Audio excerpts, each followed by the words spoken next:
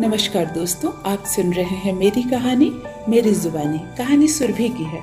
सुरभि जब ब्याह कर सुरेश के घर आती है तो सुरभि के घर में है एक छोटी ननद, सास, ससुर और एक बड़े जेठ जी और उसकी एक पत्नी जेठानी जिसको 2 बच्चे हैं। सुरभि अपने ससुराल में आते ही अपनी हुक्म जमाना चाहती है, तुरंत से मालकिन बनना चाहती है, क्योंकि सुरभि के परिवार वालों का स्टेटस थोड़ा सा सुरेश के परिवार वालों के स्टेटस से अधिक है।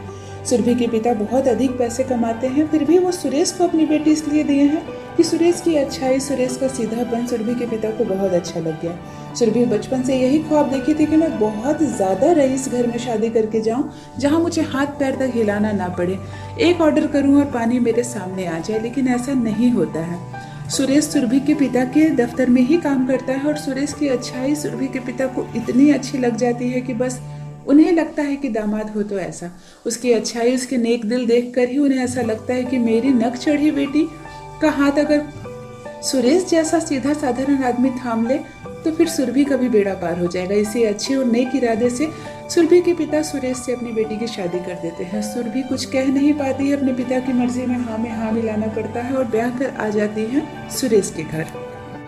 सुरभि के हर कुछ बहुत महंगा है। सुरभि की साड़ियाँ, जितने कपड़े चढ़े हैं, यहाँ तक कि सुरभि सोने के लिए जो नाइटी लेकर आई है वो भी लगभग 3,500-4 हज़ार रुपये का एक है। सुरभि की छोटी ननद ज्योति बार बार आकर भाभी की सारी चीज़ों को देखती है। हाथ लगाने से पहले भाभी की तरफ देखती है। भाभी कहती है, बार बार ज्योति हाथ मत लगाइए मेरे कपड़ों को, ऐसे महंगे कपड़ों में दाग लग जाता है। ज्योति सहम से जाती है। ज्योति के लिए भी एक बहुत ही सुंदर और महंगा सूट सुरभि लेकर आई है। निकालकर जब अपने बक्से से देती है तो कहती है, इसे पहनकर इधर उधर मत बैठिएगा, ये कोई साधारण कम दाम का कपड़ा नहीं है, पूरे 20,000 रुपये का सूट है। ज्योति बेहद खुश होती है। 20,000 का सूट भाभी, मैंने कभी नहीं पहना।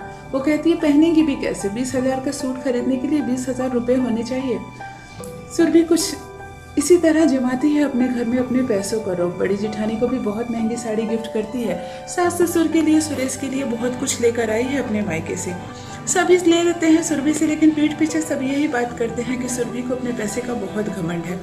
सुरभि पार्लर जाती है तो 2-3 हज़ार रुपये खर्च कर देती है, जबकि सुरेश के घर से आज तक कोई ब्यूटी पार्लर नहीं गया था और ना ही कोई बहुत सारे पैसे खर्च किए थे। लेकिन सुरभि को मेंटेन करना ही पड़ेगा अब सुरेश को। बड़ी जेठानी तो इतनी सहमी हुई है कि सास से जाकर कहती है, माँ जी, ये जो बहू हम अपने घर ले आए हैं, क्या मेरी मदद करेगी और क्या आपकी सेवा करेगी? मुझे नहीं लगता है, मुझे तो लगता है रोटी सब्जी बनाकर मुझे इसके ही पलंग पर पहुंचाना होगा। सासू माँ बड़ी बहू को कहती है, देखो बहू, ये गंदा आदत इसे मत दिला देना। अगर एक बार तुम इसकी खातिरदारी और सेवा में लग जाएगी तो जिंदगी भर ये तुझसे सेवा कराएगी। इसीलिए जब तू सब्जी बनाना तो सुरभि को रोटी बनाने के लिए कहना, जब सुरभि चाय बनाएगी तब तुम नाश्ता बनाना। ऐसे दोनों जेठानी देवरानी मिलकर खाना बनाना। आज मैं जिंदा हूँ इसीलिए देख रही हूँ दोनों को, मैं चली गई तो तुम्हें तो परेशान कर देगी छोटी बहू। होगी बड़े घर की बेटी तो अपने घर में होगी। अब हमारे घर की बहू है और हमारे घर का एक सदस्य, यहाँ रहना है तो भाई काम बराबर रूप से करना पड़ेगा। जेठानी जी कहती है, हाँ माँ, मैं सुरभि को समझा दूंगी। सुरभि को जब भी बड़ी गोतनी समझाने जाती है कि सुनो सुरभि, घर के काम में तुम भी मदद किया करो, किचन का काम किया करो, सुरभि यही कहती है, नहीं भाभी, मुझसे नहीं होगा। मेरी उंगलियां देखी हैं कितनी गोरी गोरी और नाजुक है, आपके हाथों की तरह कड़ी और मोटी मोटी थोड़ी ना है जो मैं किचन का काम करूंगी और घर का काम। मैं अपने घर में कोई काम नहीं करती थी, मुझे आदत नहीं है। अगर आपसे नहीं होता है तो कोई बात नहीं, मैं पापा से कहकर एक नौकरानी रख लूंगी अपने लिए। ये कहकर अधिकतर सुरभि काम से बचा करती थी। फिर भी अपने कमरे की सफाई, अपने कपड़े धोना करना ही पड़ता था और इसके लिए सुरेश पर अक्सर चिल्लाया करती थी। शादी के 15 दिन के बाद सुरभि ने कहा कि मैं मायके जाना चाहती हूँ 2 दिन के लिए, पापा से मिलकर आऊंगी, पापा की बहुत याद आ रही है। सुरभि की सास ने कहा, बेटा इसमें कोई पूछने की बात है, तुम्हारा अपना घर है और अपने पापा से मिलने के लिए हमसे इजाजत लेने की क्या जरूरत है, तुम चली जाओ, मैं सुरेश को भेज देती हूँ। सुरेश सुरभि को लेकर सुरभि के मायके जाता है। 2 दिन वो भी वहाँ रुक जाता है। सुरेश की बहुत खातिरदारी करते हैं सुरभि के पिता। सुरभि से भी मिलकर बहुत अच्छा लगता है उनके पिता को कि चलो मेरी नक चढ़ी बेटी कम से कम घर संसार में बस तो गई। सुरभि जब मायके से फिर से ससुराल आने लगती है तो सुरभि के पिता बहुत सारी मिठाइयाँ पैक कर देते हैं। महंगी महंगी मिठाई है, एक एक मिठाई की कीमत इतनी है जितने में तो एक डब्बा मिठाई आ जाए। फिर भी ऐसी ऐसी चुनिंदा मिठाइयाँ पैक करवाते हैं ताकि ससुराल वाले और सुरभि के ससुराल के आस पड़ोस में जब ये मिठाई बांटी जाए तो सुरभि के मायके का नाम हो। इसी अच्छी नीयत से सुरभि के पिता बहुत सारी महंगी महंगी मिठाई पैक करवा देते हैं। सुरभि घर आ जाती है और बहुत सारी मिठाइयाँ लाकर सबकी अपनी छोटी ननद ज्योति को देती है और कहती है इसे सब फ्रिज में रख दीजिए, बहुत महंगी महंगी मिठाइयाँ हैं। ज्योति देखकर हैरान रह जाती है। ऐसी ऐसी लाजवाब मिठाइयाँ हैं जो ज्योति सिर्फ आज तक मिठाई दुकान में शीशे से झांकते हुए बक्से के अंदर ही देखी थी, कभी खा नहीं सकी थी। ज्योति डरते डरते कहती है भाभी मैं इसमें से एक मिठाई खा लूँ? सुरभि हंसने लगती है और कहती है हाँ हाँ क्यों नहीं, उसमें भी कोई बात है क्या, जाओ प्लेट लेकर आओ, मैं तुम्हें देती हूँ, तुम्हें ऐसी मिठाई दूंगी जो तुम कभी नहीं खाई होगी। सुरभि भाग कर रसोई जाती है और एक प्लेट और चम्मच लेकर आती है। सुरभि वो सबसे महंगी और सबसे खूबसूरत मिठाई निकालकर ज्योति को देती है और कहती है खाकर बताओ तो मेरे मायके की मिठाई कैसी है। ज्योति खाती है मिठाई, कहती है भाभी मैंने इतनी मुलायम और मलाई वाली मिठाई तो कभी नहीं खाई है, सच में आपकी मायके की मिठाई तो बहुत महंगी और बहुत अच्छी है। सुरभि कहती है बस बस अब ज्यादा खाने की जरूरत नहीं है, सबको अच्छे से फ्रिज में रख दो, बहुत महंगी मिठाई हम ज्यादा दिन तक चलाएंगे। यह कहकर सारी मिठाइयों को फ्रिज में रख दिया जाता है।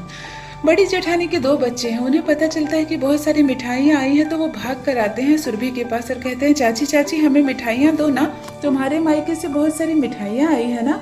सुरभि कहती है चलो भागो यहाँ से, मेरे मायके से बहुत महंगी मिठाइयाँ आई हैं, बच्चों के खाने की चीज़ नहीं है। सासू माँ ने कहा है भी पड़ोस में भी बांटना है, जाओ जाओ कोई मिठाई नहीं है।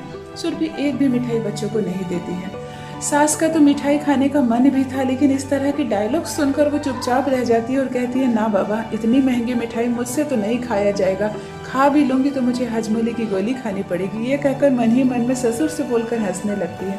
ससुर कहते हैं मुझे तो डायबिटीज है भाई, ऐसी महंगी और सुंदर मिठाइयाँ मैं बस देख कर ही मजे ले सकता हूँ, खाऊंगा नहीं। सुरेश को जब पता चलता है कि महंगी महंगी मिठाइयाँ आई हैं और सुरभि इसका अहम कर रही है, तो सुरभि ने सुरेश से कहा कि आपने मिठाई नहीं खाई, मेरे मायके से बहुत अच्छी और महंगी मिठाई आई है, मैं आपके लिए ला कर दूँ? सुरेश कहता है नहीं, मेरा मीठा खाने का मन नहीं है, और वैसे भी तुम जानती हो मैं ज़्यादा मीठा नहीं खाता हूँ। सुरभि चुपचाप रह जाती है। अगले दिन सासू माँ कहती है बेटा तुम मायके से आई हो, पड़ोस में सभी पूछ रहे हैं कि मायके गई थी तो बहू क्या लाई। हमारे यहाँ रिवाज है कि बहू के मायके से जो भी मिठाइयाँ या सगुन आता है वो पड़ोस में भी थोड़ा बहुत बांटा जाता है, थोड़ी सी मिठाइयाँ पड़ोस में बांट दो। सुरभि कहती है क्या बात कर रही है माँ जी, ऐसी महंगी महंगी मिठाइयाँ पड़ोस में बांटने की चीज़ है क्या? आपके पड़ोसी कभी इतनी महंगी मिठाई देखे भी हैं?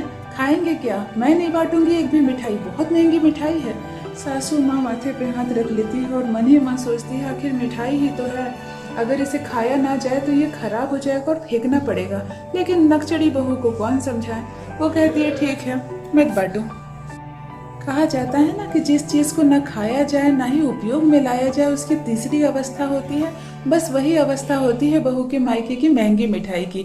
8 दिनों तक लगातार वो मिठाई ना खाया जाए इसलिए फ्रिज में रखा गया और धीरे धीरे सारी मिठाइयाँ खराब हो जाती हैं। 8 दिनों के बाद जब सुरभि मिठाई की अवस्था देखती है तो सारी मिठाइयों पर उली लग गई है और छाई पड़ गई है, काले काले पड़ गए हैं मिठाइयाँ। ज्योति मन ही मन कहने लगती है भाभी तुमने मुझे एक भी मिठाई खाने नहीं दी और देखो सारी मिठाइयाँ खराब हो गई। सुरभि को बड़ा अफसोस होता है कि ना ही मैंने पड़ोस में ये मिठाई बांटी और ना ही घर में बच्चों को एक भी मिठाई खाने के लिए दी, और सारी की सारी मिठाइयाँ खराब हो गई और सड़ गई। तो ये थी दोस्तों बहू के मायके से आई महंगी मिठाई की एक छोटी सी कहानी। आशा करती हूँ दोस्तों कहानी आपको अच्छी लगी होगी। मेरी कहानियाँ पसंद आए तो चैनल को सब्सक्राइब जरूर कीजिए। बने रहिए मेरे साथ, आप सुन रहे हैं मेरी कहानी मेरी जुबानी। धन्यवाद।